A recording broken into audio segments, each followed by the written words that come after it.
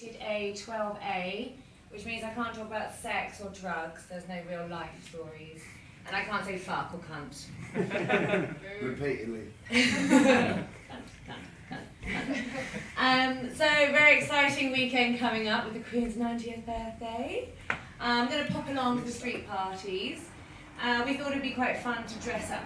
So I'm going to go as Camilla.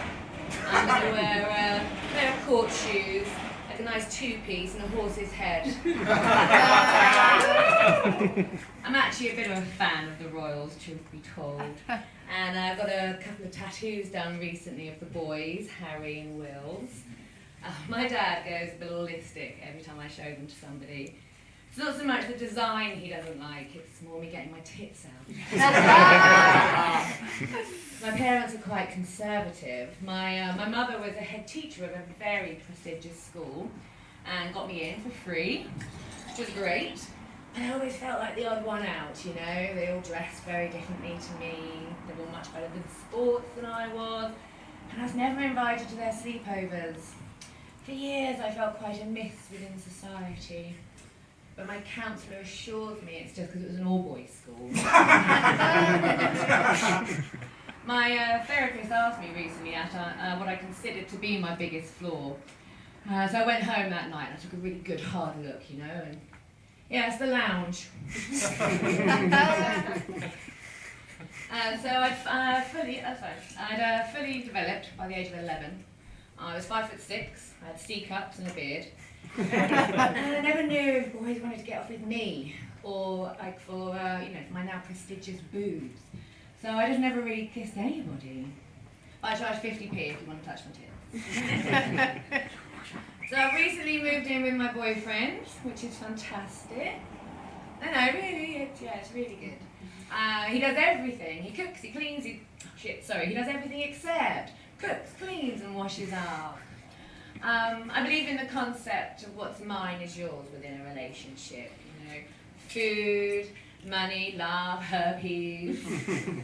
Yeah, men aren't quite so enthusiastic.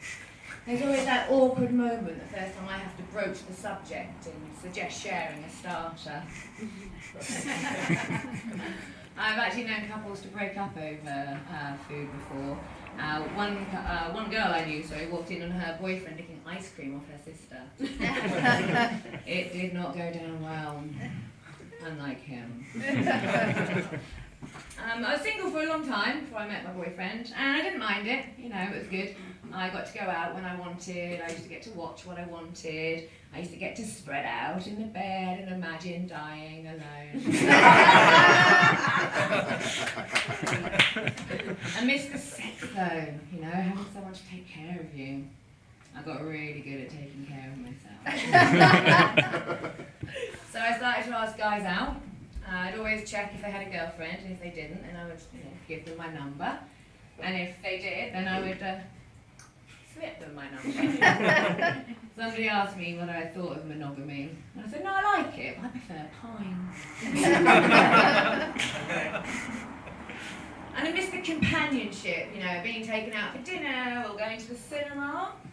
I used to go to the cinema on my own, you know, I always went for like action films, like guns, bombs, explosions, anything to drown out the constant ticking of my biological clock.